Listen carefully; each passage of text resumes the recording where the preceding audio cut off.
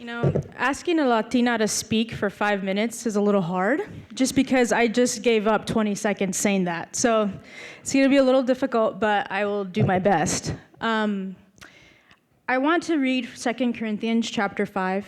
It's a very known chapter, but I want to read verses 17 through 18 in particular, so that you have that in the forefront of your mind as I continue on.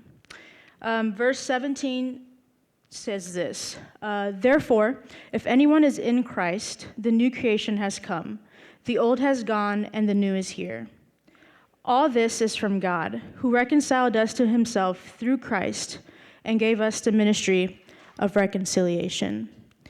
And the reason why I wanted to read that, in particular verse 18, is because I've experienced Christ as reconciler through the very people that he's given the ministry of reconciliation to.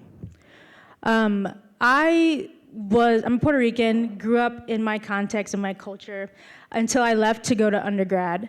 And I was immediately immersed into white culture. And white culture in and of itself isn't bad.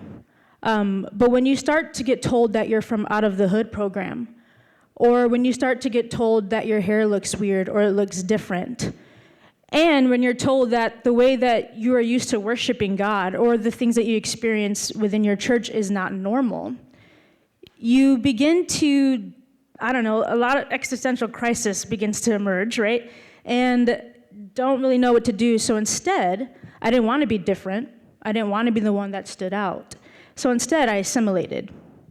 And through my undergrad years, truly up until this semester, I was convinced that I was white. Although that's hilarious because I don't look it, but I was truly convinced that I was. And it wasn't until about a year ago, I went to Dr. Harris's office. I took Greek exegesis with her, and didn't know her, she didn't know me, but we just started talking. And she asked me a question that sparked thought in me and didn't really emerge until this semester. But she asked me, why don't you want to go back to your context? Why don't you want to go back to your people? And I couldn't answer because I was like, I didn't even think about that. And it wasn't until this semester and coming here, this was the first time I've come here throughout my 3 years here, and taking Dr. Cha's social and cultural exegesis class, and taking Latin American preaching with Dr. Alejandra, and just in conversation with people, that I've began to realize how much I've assimilated and how much I've neglected my Puerto Rican heritage, culture, and all of that. And I want to give you 2 stories that help you see how I've experienced Christ as reconciler through people. The first is I was sitting in a Latin American preaching class, and I don't know if you know Dr. Carol Rodas, who works at Wheaton in the Old Testament department. He came and he gave a very provocative lecture that was talking about the ways in which Hispanic people struggle, as far as immigration to assimilation and all these things. And I was on the verge of tears the whole time, just in tears, because I was becoming, it was in my face, oh, this explains so much, of my heritage and my background and my family. And I remember I went up to him afterwards, and I couldn't hold back my tears anymore. And I started to tell him, what happens if you've already assimilated? How do you go back?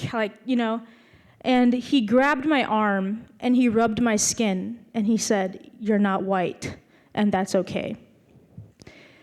The second one is actually what happened 2 weeks ago. I don't know if you know Rene Padilla, but his daughter, I was in San Antonio, and his daughter was there.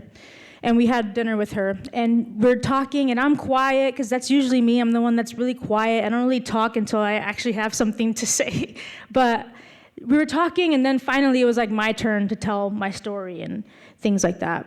And I asked her a question, and I said, how do you go back? How do you embrace again what you've lost or what you've neglected? And she looked at me and she said, embrace both. Embrace the fact that yes, you are part of the whiteness that you assimilated into is part of who you are, But that doesn't mean you have to just negate both of them and keep them like this, but instead bring them together, because life is messy. And she said, and by the way, like, your hair is beautiful. And just all these things that for me at the time, I mean, I didn't know what to say. I mean, I was like on the verge of tears just because of the things that I've endured and have heard from people. And so for me, like I said, I've experienced Christ as reconciler by allowing this space, allowing me to be Puerto Rican and be that in all of who I am, and not have to be ashamed of it and not have to be embarrassed by it. And so I think the ministry that we've been given as reconcilers is a very important one. And I think as a reconciling community, we need to continue to do that for others. So thank you.